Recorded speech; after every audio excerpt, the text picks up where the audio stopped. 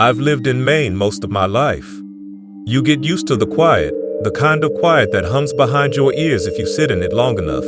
You get used to back roads, shuttered gas stations, fog that moves like it's watching you. But nothing prepared me for what happened the night I took County Road 34. I didn't even mean to be out that late. I was coming back from a job interview in Millinocket, a last-ditch shot at turning things around. I'd been laid off 6 months earlier when the fabrication plant in South Portland shut down. Rent was piling up. My credit cards were maxed. Even my truck was behind on payments. The Millinocket job was nothing glamorous, maintenance tech for a hydro plant, but it came with benefits and a steady paycheck. The interview went longer than expected. It was dusk when I left, and the drive back was supposed to take 3 hours.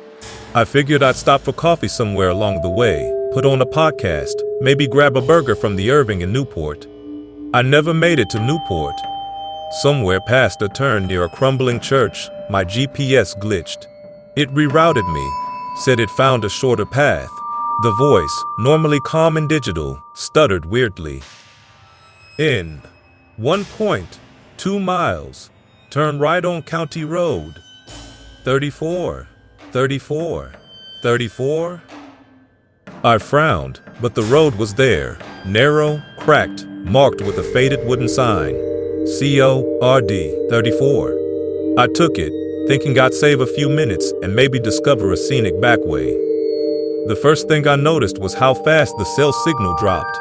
1 bar, then none. Then the radio cut out, filling the cab with static before it went silent completely. Just the hum of the engine and the crunch of gravel under my tires. Fog rolled in thick and sudden, like a wall. It blanketed the road, and I had to slow to a crawl. The trees closed in on both sides, tall pines and birches leaning over the shoulder, dripping moisture onto my windshield. Then I saw the first sign. Not a road sign, hand-painted, crooked, nailed to a post. Slow to stay. I chuckled nervously and kept driving, but the feeling in my gut was sharp, like stepping onto weak ice. The fog thickened. My high beams barely reached 10 feet ahead. Then another sign. No honking after dark. What the hell? The next one chilled me more than I cared to admit.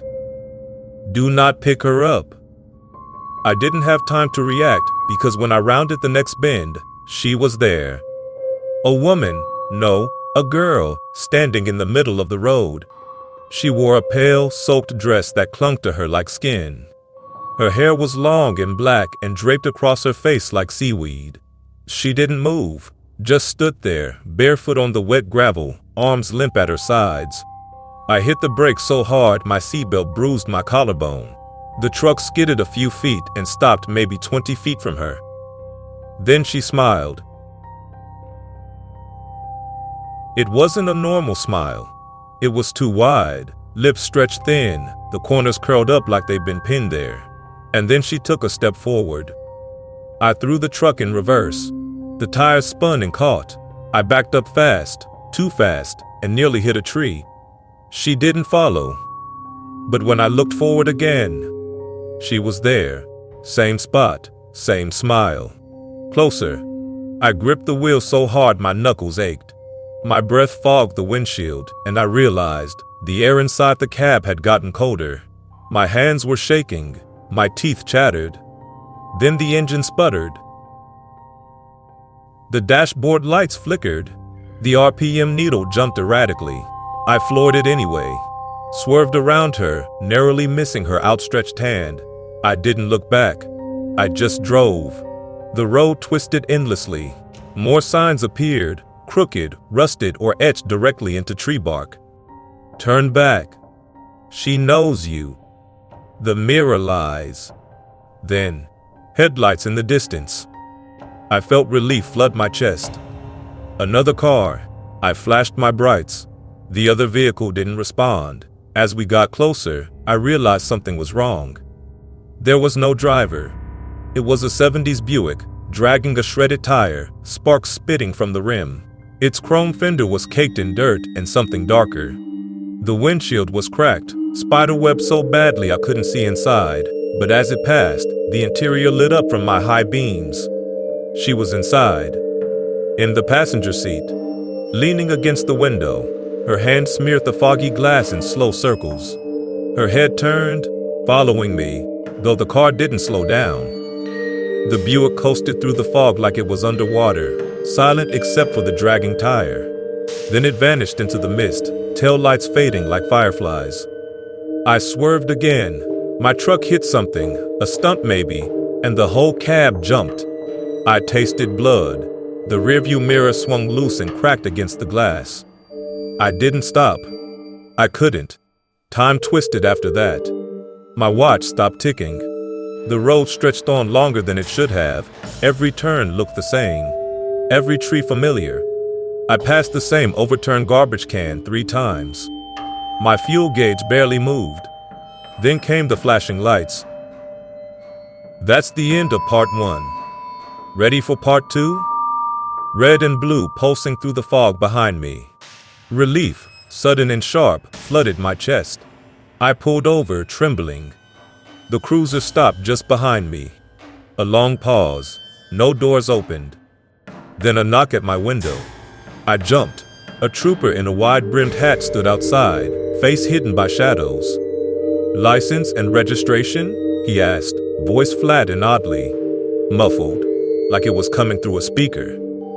I handed it over with shaking hands. He looked at it without moving his head. Then he tilted forward, slowly, too slowly. His face slid into the light. He had no eyes, just smooth skin. His mouth was too wide, stretching unnaturally across his jaw as he spoke again. "You shouldn't be here." He turned and walked back to the cruiser. I blinked, and it was gone. No lights, no sound, just empty road behind me. I screamed, floored it, and didn't slow down again. A few miles later, I saw movement at the edge of the trees. 2 figures standing still on the shoulder, a man and a child. Their faces were obscured, but they were holding hands. I slowed instinctively, and they vanished.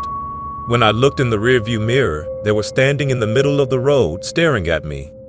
Then my radio came back on, just static at first. Then, voices layered underneath. "You left her. Why did you leave us? You belong to the road now." I slammed the volume knob off, but the whispers didn't stop. They echoed faintly through the vents, beneath the floorboards, inside my own ears. I must have driven for hours. Eventually, I saw an exit. A dirt path veering left, lit by a single flickering street lamp. No name, no sign, just there. I took it, and found myself back on Route 7. Just like that, fog gone, morning light peeking through the trees. Birds chirping, my cell signal returned in a chirp. GPS pinged and rerouted to Portland.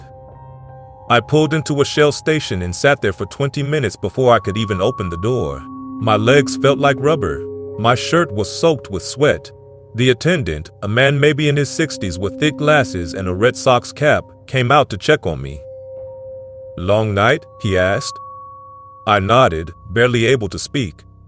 "I took a wrong turn, County Road 34. His face changed. "You serious?" I nodded again. He whistled low and leaned in close, glancing around like someone might be listening. "Locals call it Whittle's Way. Used to be part of the old logging routes, before the crash. There was a woman, back in '66. Her husband died in a wreck. She went missing the next week. Folks say she still walks that road, flagging down cars, trying to find her way home." "And the people who stop?" I asked. He hesitated, then said, "Some don't come back. Others do, but they aren't right after. Like something came back with them." A woman pumping gas nearby overheard. She dropped her coffee and whispered, "You saw her?" I didn't answer. I couldn't. My throat locked up. The attendant gave me a bottle of water for free. "If you hear her again," he said quietly, "don't answer. Whatever she wants, it's not help." That was 3 weeks ago. I haven't driven since. I quit the job hunt. Been sleeping with the lights on. But it's not helping. Not really. Sometimes my bathroom mirror fogs up at night, like someone's breathing from the other side. I hear soft tapping against the glass. My lights flicker when I pass street corners, especially near trees. My dog won't go near my truck anymore. Once I found damp footprints on my kitchen floor, barefoot. I live alone. I tried to research County 34, but maps keep routing me around it. Articles vanish.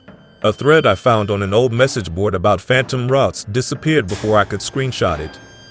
Last week, my radio turned itself on at 3:34 a.m. Just static, then turn left on County Road 34. I pulled the battery, smashed the casing. Didn't matter. The message kept replaying in my head. I keep seeing her in the corners of windows, in puddles, in the rearview mirror of parked cars. I've started avoiding glass. My voice echoes sometimes, even in silence. I'm not sure it's always mine. And when I sleep, she's driving now.